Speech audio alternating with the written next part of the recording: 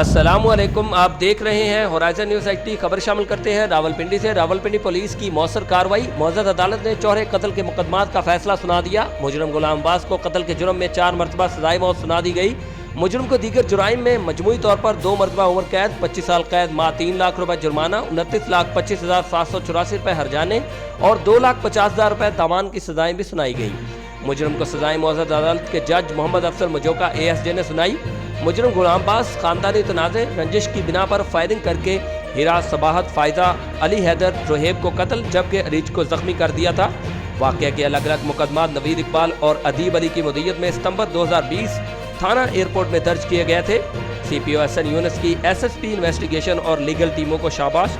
قتل کے مقدمہ میں ملزم کو قرار واقعی سزا ملنا ضروری ہے، یہی انصاف کا تقاضا ہے۔ CPO رپورٹ محمد حماد رضا، انچارج نمائندگان ہورائزن نیوز HD۔